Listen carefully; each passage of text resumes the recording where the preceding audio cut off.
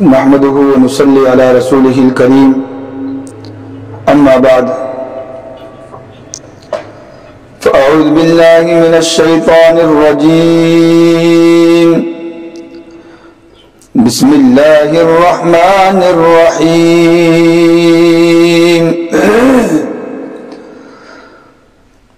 وَلَقَدْ خَلَقْنَا الْإِنسَانَ مِنْ صَلْصَالٍ مِّنْ حَمَإٍ مَسْنُونٍ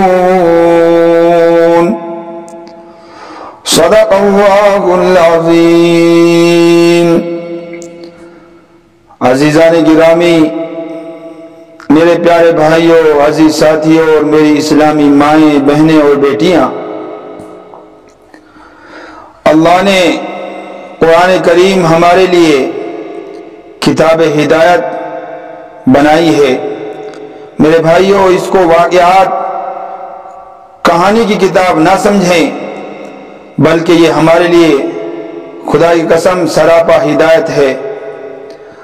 اللہ ہم سب کو اور پوری امت مسلمہ کے ہر فرد کو قرآن عظیم کی محبت نصیب فرما دے، سچی محبت نصیب فرما دے۔ قرآن کریم کے اندر جو پہلی اقوام اور انبیاء علیہم السلام کے واقعات کو بیان کیا گیا ہے، یہ بھی ہماری عبرت کے لیے اور تاکہ ہم ان واقعات سے عبرت اور نصیحت حاصل کر کے اپنے آپے کو راہ راست پر ڈال سکیں، اس لیے اس میں ان واقعات کو ذکر کیا گیا ہے۔ حضرت آدم علیہ السلام کا ذکر 25 جگہ قرآن کریم میں آیا ہے۔ اگر ان سب کو جمع کر کے دیکھا جائے تو آدم علیہ السلام کا واقعہ کچھ یوں بنتا ہے۔ جب اللہ نے ارادہ کیا آدم علیہ السلام کے پیدا کرنے کا، تو اللہ نے اپنے ارادے سے فرشتوں کو مطلع کیا کہ میں اپنا نائب دنیا کے اندر پیدا کرنا چاہتا ہوں۔ اس وقت میں فرشتوں نے کہا کہ ہمیں جس نائب کو آپ پیدا کرنا جا رہے ہیں، اس نائب کے اندر فتنہ و فساد کی بو آتی ہے، لیکن اللہ نے اس وقت میں براہ راست جواب نہ دے کر کے اپنے ارادے سے آدم علیہ السلام کو پیدا کیا، جیسا کہ اللہ نے قرآن مجید میں فرمایا وَلَقَدْ خَلَقْنَا الْإِنسَانَ مِنْ صَلْصَالٍ مِّنْ حَمَإٍ مَسْنُونٍ، کہ ہم نے بنایا آدمی کو کھنکھناتے سنسنے گارے سے۔ اور اللہ نے اسرائیل علیہ السلام کو حکم دیا کہ جاؤ اور زمین سے ایک مٹھی مٹی لے کر آؤ۔ اسرائیل علیہ السلام آئے اور انہوں نے زمین سے ایک مٹھی مٹی اٹھائی۔ زمین کا اوپری پرت یوں مٹھی میں آ گیا جیسے کسی چیز کا چھلکا چھل کر کے مٹھی اور ہاتھ میں آ جاتا ہے، اور اس مٹی کے اندر ہر طرح کے رنگ، کالے، سرخ، پیلے اور ہر طرح کا ذائقہ، کھٹا، میٹھا اور کڑوا پن، سخت پن، نرم پن، ساری کیفیات اس مٹی کے اندر شامل تھی۔ اس سے آدم علیہ السلام کو تیار کیا، اور پھر اللہ نے آدم علیہ السلام کو ساری چیزوں کے نام سکھلائے اور فرشتوں کو بلایا اور کہا کیا تم ان چیزوں کے نام جانتے ہو؟ فرشتوں نے عاجزی کا اظہار کیا اور کہا اللہ تعالی، یا اللہ ہم نہیں جانتے ان چیزوں کے ناموں کو، اور اپنے عاجزی کا اظہار کیا۔ اس وقت اللہ نے فرشتوں کو حکم کیا کہ آدم علیہ السلام کو سجدہ کرو۔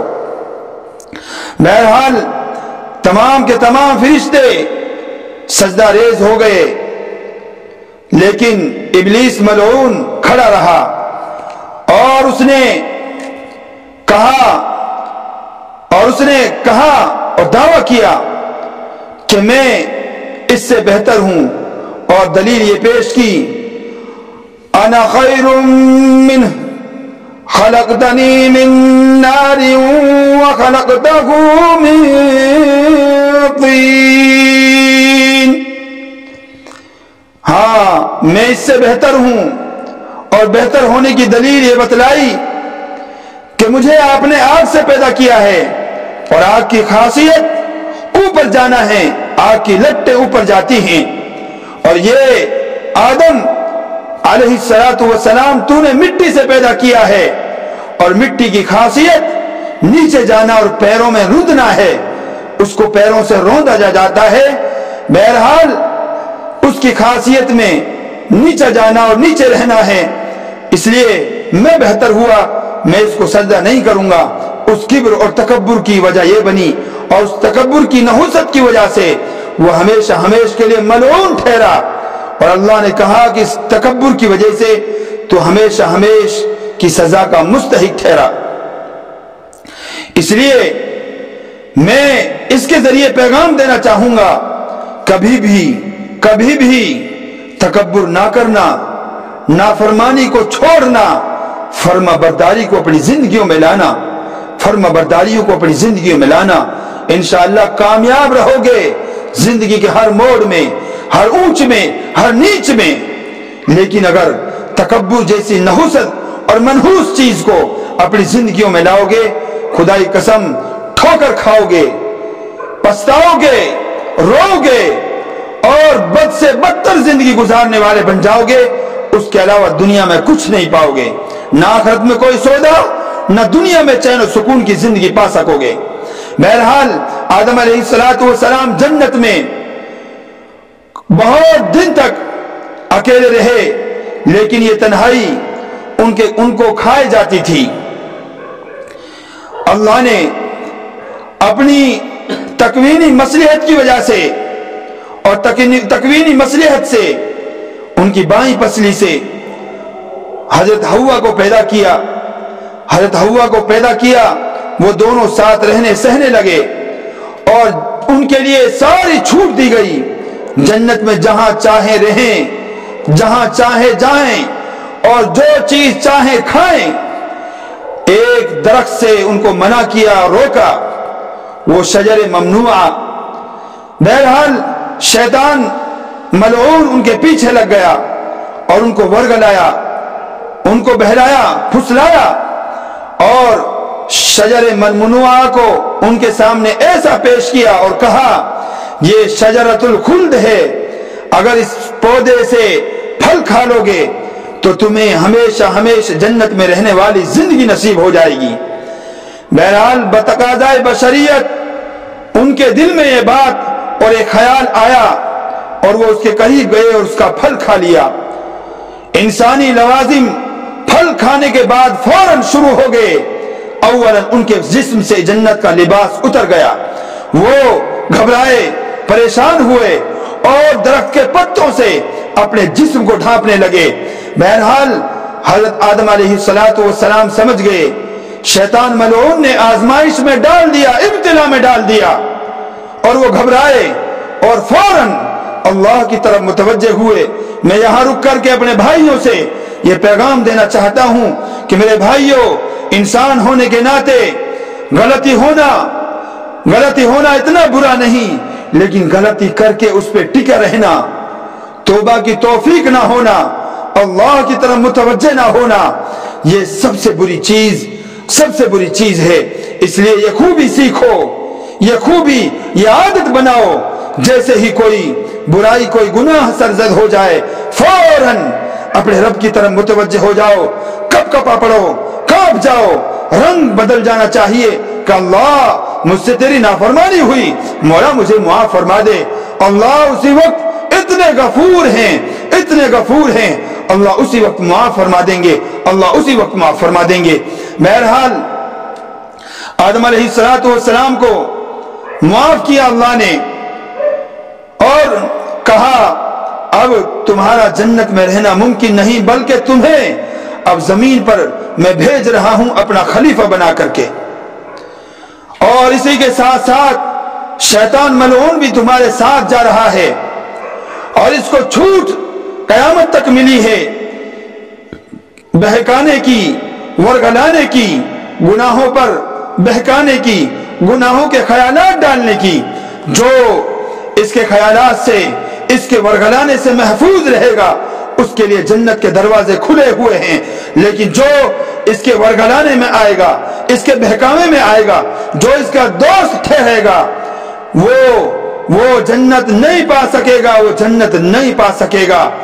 بہرحال اس لیے میرے بھائیوں، شیطان کے دوست مت بنو، شیطان کے دوست مت بنو، قرآن کو اپنے سینے کا حصہ بناؤ، قرآن کی آیتوں کا سرما اپنی آنکھوں میں لگاؤ، اپنے سینے میں قرآن کریم کے عشق کے لیے جگہ بناؤ، محمد الرسول اللہ صلی اللہ علیہ وسلم کے پیار کے کمکمے اپنے سینوں میں جلاؤ، اللہ کے پیار، اللہ کے احکامات کا حب اور محبت اپنے سینے میں اللہ کی محبت کے دیے جلاؤ، روشن کرو۔ انشاءاللہ تمہاری زندگیوں میں، گھروں میں، نسلوں میں برکتیں آ جائیں گی، خوبیاں آ جائیں گی، تمہاری نسلیں اس پیار، محبت اور دینی پودے کے سائے میں اس طرح پنپیں گی انشاءاللہ کہ جو آج ہمیں آنے والی نسلیں اندھیرے میں نظر آتی ہیں، انشاءاللہ اگر اس طرح کا ماحول، اللہ کے حکم کی فرما برداریاں، مذہب اسلام کو گلے کا ہار بنانا والا ہر امت مسلمہ کا ہر فرد بن جائے تو ہمیں آنے والی نسلیں اندھیرے میں نہیں، انشاءاللہ ہمیں روشنی میں نظر آئیں گی، اور ہمیں امید لگے گی کہ یہ پیار، محبت اور اسلامی پودا ہر گھر میں لگ جائے تو اس پودے کے سائے میں ہماری نسلیں پنپیں گی، ہماری نسلیں آباد ہوں گی، ہماری نسلیں دینی پرورش پائیں گی، اور اس پودے کے سائے میں بڑے بڑے اللہ والے جنم اور بڑے بڑے اللہ والے پرورش پائیں گے انشاءاللہ۔ آدم علیہ السلام بہرحال دنیا میں آئے، اور مورخین نے لکھا ہے دنیا میں آنے کے بعد 960 برس تک اس دنیا میں رہے، اور اس کے بعد اس دنیا فانی سے دار البقا کی طرف کوچ کر گئے۔ مورخین نے لکھا ہے اور مختلف اقوال لکھے ہیں کہ اس کے بعد کہاں مدفون ہوئے۔ بعض نے لکھا ہے سری لنکا میں مدفون ہوئے، بعض نے لکھا عراق میں کسی جگہ مدفون ہیں، بعض نے لکھا مسجد خیف میں مدفون۔ بہرحال اللہ بہتر جانتے ہیں، جہاں بھی مدفون اللہ ان کی قبروں پر کروڑ ہا کروڑ رحمت نازل فرمائے، اور اللہ امت مسلمہ کے ہر فرد کو دونوں جہاں کی سکون اور کامیاب ترین زندگی عطا فرمائے۔ اللہ امت مسلمہ کے ہر فرد کو مذہب اسلام، قرآن کریم، اللہ اپنی اور اپنے حبیب کی سچی پکی محبت ہر فرد کے اور ہر فرد امت مسلمہ کے ہر فرد کے سینے میں پیدا فرمائے۔ وآخر دعوانا ان الحمدللہ رب العالمین۔ جزاکم اللہ خیرا و احسن الجزاء فی الدارین۔